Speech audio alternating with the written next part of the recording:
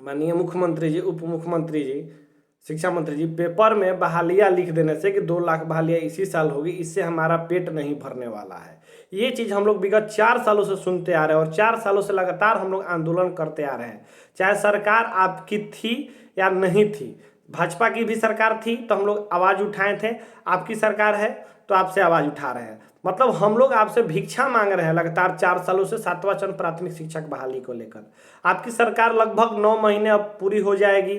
9 महीने में किसी को भी कुछ हो जाता है। 9 महीना बहुत काफ़ी समय होता है। 9 महीना पहले अगर किसी की शादी हुई रहती है तो 9 महीने बाद उनको बच्चे होने की संभावना हो जाती है। लेकिन एक नोटिफिकेशन तो दूर की बात है, नियमावली हम लोग को नज़र नहीं आ रही है। आपसे हम बार बार हम लोग विनम्र आज्ञा कर रहे हैं, निवेदन कर रहे हैं कि हमको शिक्षक बहाली दे दीजिए, लेकिन लगातार आप जिस तरह से कान में तेल डाल के सोए हुए हैं, हमारी आज्ञा आपको नहीं सुनाई दे रही है, निवेदन नहीं सुनाई दे रहा है, हमारा आग्रह नहीं सुनाई दे रहा है, तो आप कैसे कह सकते हैं कि आप 12 करोड़ जनसंख्या वाले इस बिहार राज्य के मुख्यमंत्री हैं। 12 करोड़ जनसंख्या है हमारी, उसमें से मात्र 2 लाख लोगों को नौकरी की आप बात कर रहे हैं। रोजगार तो सबको चाहिए, चाहे कोई भी विभाग हो।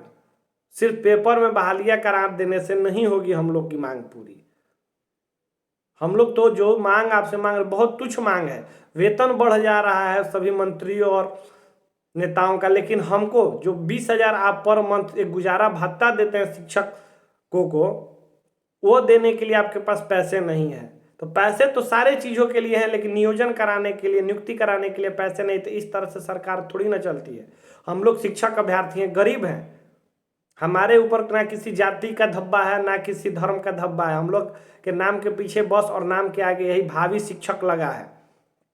हम लोग भावी शिक्षक, शिक्षक की कोई जाति नहीं है, तो हम लोग समावेशी शिक्षा पढ़ के आए हैं। आप अगर सोच रहे हैं कि किसी पर्टिकुलर नाम के वजह से बहाली नहीं देना चाहते हैं, तो ये आपकी बहुत बड़ी दुर्भावना है। मैंने अभी चितरंजन जगन जी का ट्वीट पढ़ा कि बोल रहे हैं कि किसी अभ्यर्थी की वजह से आपका बहाली नहीं है। तो मतलब किस तरह का आपका सरकार है कि 12 करोड़ जनसंख्या में 2-3 अभ्यर्थियों की वजह से आप बहाली नहीं दे रहे हैं? यानी तो आपको मतलब देना है कि इस कैटेगरी को बहाली देना है, उस कैटेगरी को नहीं देना है बहाली। बहाली का मतलब सबकी नौकरी होगी। आपके नज़र में सब एक समान होने चाहिए।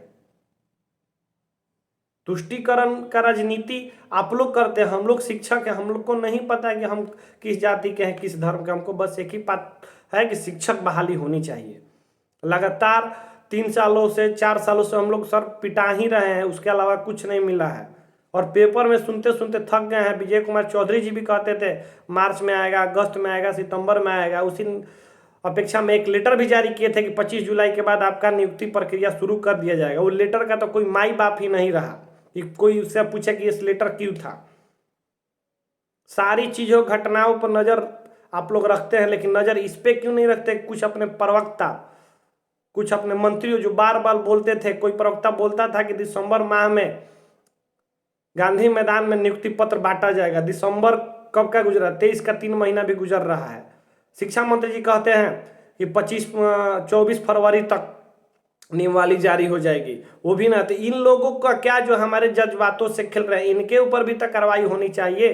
किसी की भावनाओं को ठेस पहुंचाने के लिए अगर कार्रवाई की जा रही है तो इनके ऊपर भी कार्रवाई की जानी चाहिए। एक आंख से सभी को देखिए सर, सिर्फ रोजगार रोजगार सुन रहे हैं लेकिन रोजगार दिख नहीं रहे हैं। गुलर का फूल जैसा रोजगार हो गया है, सुन तो सब रहा है लेकिन दिखाई किसी को नहीं दे रहा है। तो हम लोग आपसे निवेदन करते हैं हाथ जोड़ के कि प्राथमिक शिक्षक बहाली जल्द से जल्द प्रारंभ की जाए।